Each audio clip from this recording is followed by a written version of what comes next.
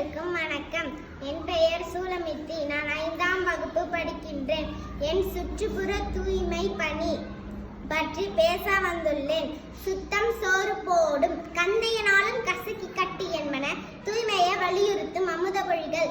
நம் உலகம் மெல்ல மெல்ல இயற்கை அழகை இழந்து கொண்டிருக்கிறது. 21ஆம் நூற்றாண்டில் மனிதர்கள் செய்த செயலால் சுற்றுப்புறம் மாசடைவது மிக அதிகமாக உள்ளது. நீர், நிலம், காற்று போன்றவை மாசுபடாமல் பார்த்துக் கொள்வது நம் அனைவரின் கடமையாகும்.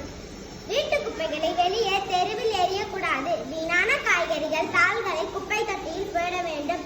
மக்கும் குப்பை, மக்காத குப்பை என பிரித்து அவற்றை உரிய தொட்டியில் போட வேண்டும். பயிர்களுக்கு இயற்கை உரத்தை அதிகமாக பயன்படுத்த வேண்டும்.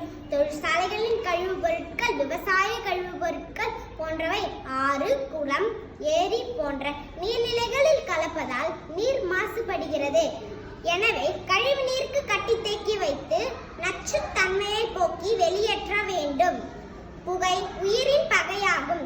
குப்பைகளை எரிப்பதால் ஏற்படும் புகை, வாகனங்களில் இருந்து வெளியேறும் புகை, பட்டாசு வெடிப்பதால் ஏற்படும் புகை, தொழிற்சாலைகளில் இருந்து வெளியேறும் புகை போன்றவை காற்று மண்டலம் மாசுபடுகிறது.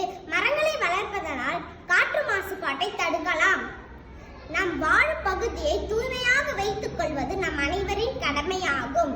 கண்ட இடங்களில் எச்சில் துப்புவதும் குப்பை, கழிவு கொட்டுவதை நிறுத்தினால் சுற்றுப்புறம் தூய்மையாக அமையும்.